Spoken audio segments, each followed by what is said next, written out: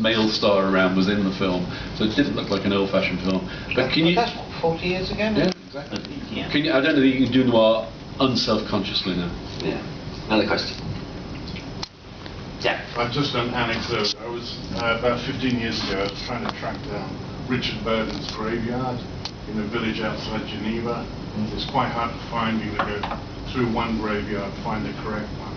I went back to take a photo against the particular gravesite, and I stumbled over Alistair MacLean's graveyard in the same site. So sadly forgotten as well. Yeah. Oh wow. And I'm not sure you can be reissued. You can't even find Alistair MacLean in second-hand bookshops now. Second-hand bookshops are full of Martina Cole, and you know, so the second-hand, they're not around. Collins are keeping them in print. Oh, they're in print now. But very few. But I think a lot of maybe Amadinist, only some of the titles. Others are just in the ebook. Mike's book has one effect that it will send you back to one writer who's still around and he knows it well. Len Dayton. Yeah. If anybody remembers when the Ipcress file came out, that just this perfect marriage of kind of Chandler-esque dialogue. The best will in the world, Barry. There are very few people here who will remember when the Ipcress file came out. But I say There must be some of you. I can see some grey heads here. You remember the Ipcress files came out, don't you, David? Oh, yes. There we are. was there somebody over here with a question? Didn't you have a question? No. Oh. No, I'm barely sober. The door's locked, you can't go anywhere, so you might as well ask a question. Well, I'll ask them. Are you going to read Mike's book and start looking at these old English thriller writers again? Yeah. Have you got them on your shelves? Because reading this book made me check my shelf. Have I still got Hammond Innes and the first Alistair MacLean? Have I got HMS Ulysses? It was a shopping list for me. But they are boys' books, aren't they? They are boys' books, yeah. Very much. You don't think they are? And the publishers call them boys' books. Really do. And written by boys who never grew up. I've got a question. Excuse me. Some people sometimes say that, you know, perhaps thrillers are more sort of right-wing and crime fiction is more sort of left-wing liberal. Would there be a political dimension? I mean, the international thriller writers, you know, they say, no, that's totally cack. But would you agree there's a political dimension? But if you look at when Eric Ambler comes along, all the old British thrillers till then, they had a right-wing basis. And many afterwards. It was the defence of the empire, and then suddenly you've got a thriller with a left-wing emphasis. And American thrillers, right-wing American, there's still right-wing American thrillers being written. Now, Jason Matthews, right, is an ex-CIA guy. Am I right in saying, I may be doing the man a total disservice, but I used to be a great fan of Robert Ferrigno. Oh, yeah. He did sort of noir crime thrillers, basically, and then got into spy. But I am told that he has gone totally right-wing. In recent years, and that's what I heard. Wants to impeach Trump as a pinko lefty. But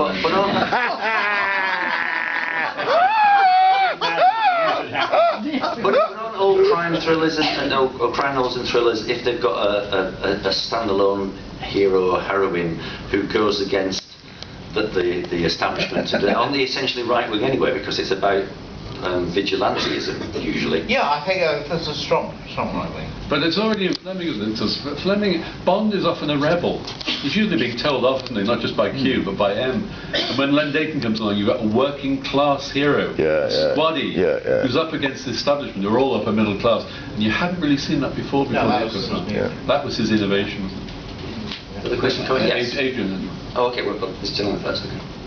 You haven't mentioned Adam Hall.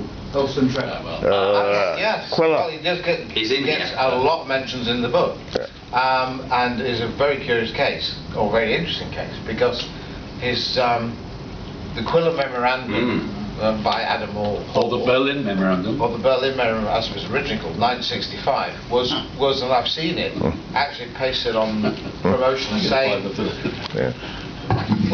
breakthrough novel, the first breakthrough novel, and in fact.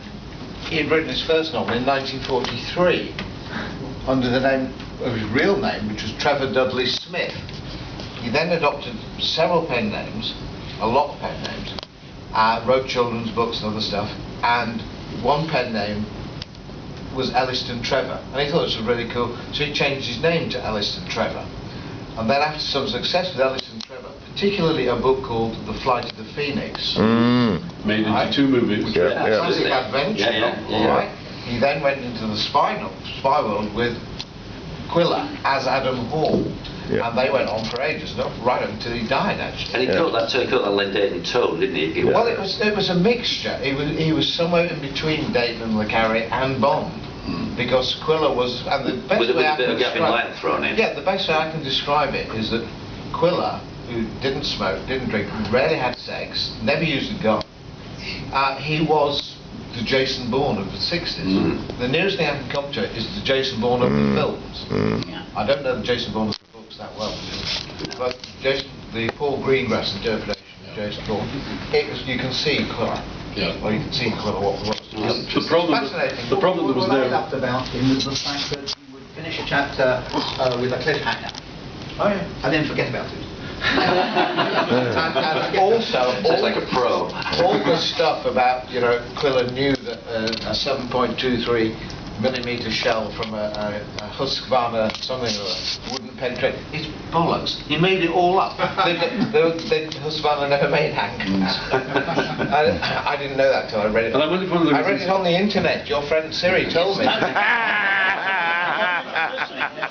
I wonder if one of the reasons is not success, and he was kind of forgotten. By the time the last book came out, there was no paperback, and Quiller Balalaika, was that the last one? And the movie made the big mistake, has anybody seen the movie? So you had Max von Sydow in the movie, you had Alec Guinness in the movie, you had George Sanders in the movie, but then they cast George Segal. Who's a good actor, but it was not a franchise-making casting choice. Yes, he needed an English actor. Did you play the Mark movie game, or Jason Isaacs? Jason Isaacs. I'm not Jason Isaacs. Jason Bourne. Mark Strong movie game. So you're in trouble when the movies come up and says starring, Richard Burton, Alec McGuinness and so and what you ought to then do is have a but. So starring Max von Sydow, Alec Guinness, Harry, but also George C. And we're kind of out of time, but Adrian, did you have a question? I asked if you each had a favourite author in the book that you... That's good. And there was a competition, wasn't there? Is that going to be... Yes. Thank you for reminding us. That's the chicken ball. Nothing we can do about that, okay. I'll go for one. I'll go for... He's not perfect. Know about this, by the way. There was supposed to be a competition to win tickets the next year. Right. If you could come up with a spoof title for either a great don't go on about it because they've messed up. So because I had a really good one. And well, all right, I won't tell you. Anyway, go on. So what's your favourite one? So I think he has problems and his books are sprawling, but it's probably James Lee Burke. And the one thing I don't like about him is the religious strand in the books. So his wife is an ex-nun, and so that she gives... Strand? It's thick as that. No, the strand, the religious strand. Yeah, I know. Do you think it's thicker? Oh. But she gives him both sex and religion. And I kind of don't like that. I think, don't... Given all James Lee Burke's books set in the South, in Louisiana and Mississippi, how many times does he mention the word slavery? Well, yes. But is that his job? Right. Well, if you blame crime on genetics rather than fine. Okay, that's your call. Your favourite? I have to say there's far too many. I mean, it depends what mood you're in. It's going to be Len Dayton. It's going to be Len Dayton, because I owe him so much. There's other books dedicated to him. Well, we're well out of time, so we'll have to stop I was just going to say, of course, next year, of course, this and that could be up for the Harry Keating Non-Fiction Award. Absolutely. And I have to have the results here. But they're very difficult to open, these envelopes, aren't they?